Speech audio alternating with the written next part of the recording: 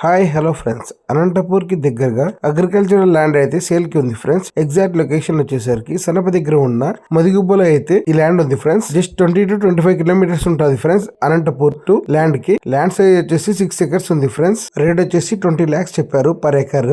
Road అయితే వారి car కూడా వెళ్తాయి ఫ్రెండ్స్ ల్యాండ్ లోకి. లొకేషన్ వచ్చేసరికి ముదిగుబ్బ సనప.